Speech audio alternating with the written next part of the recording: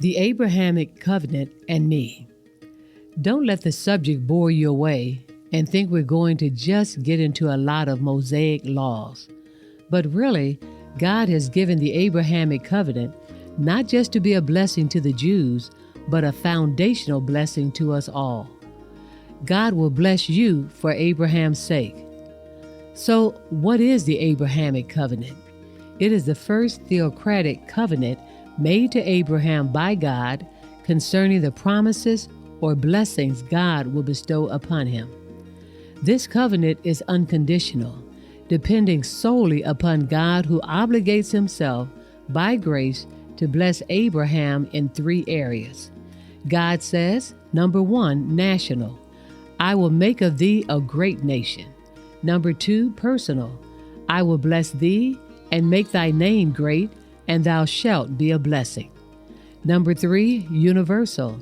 In thee shall all the families of the earth be blessed. That means everyone has the privilege to be a part of the Abrahamic covenant. Also, the universal blessings of the covenant are threefold. Number 1, there are exceeding great blessings for those peoples and nations that bless Abraham and his people Israel.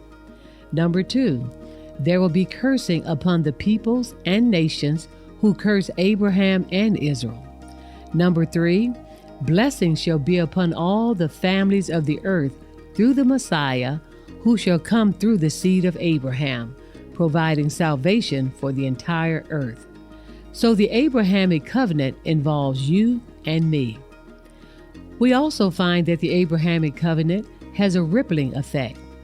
Genesis 26, verse 24, speaks to Abraham's offspring, his son Isaac, saying, And the Lord appeared unto him the same night, and said, I am the God of Abraham thy father. Fear not, for I am with thee, and will bless thee, and multiply thy seed for my servant Abraham's sake. God will bless you not for your sake, but for Abraham's sake. Then later, Abimelech, king of the Philistines, recognized the blessings on Isaac and said in verse 28 through 29, We saw certainly that the Lord was with thee. And we said, Let there be now an oath betwixt us, and let us make a covenant with thee. Do us no harm, as we have not touched thee, but done only good to you, and sent you away in peace, because we know thou art now the blessed of the Lord. Then it trickles down from Abraham to Isaac, then to Jacob. When his uncle Laban tries to deceive and hold Jacob back for his selfish gain, he realizes he can't manipulate who and what God is in covenant with. Genesis 30 and 27 says, And Laban said unto him, Jacob, I pray thee, if I have found favor in thy eyes, tarry. For I have learned by experience that the Lord hath blessed me for thy sake, not my sake. Then as we trickle on down to David, we find the Abrahamic covenant is yet activated. God promises King David that his house, his kingdom, and his throne shall be established forever. Matthew 1:1 refers to David as the son of Abraham, then traces him to the genealogy of Jesus Christ as the son of David. So what does that say to us as Gentiles adopted into the Abrahamic covenant?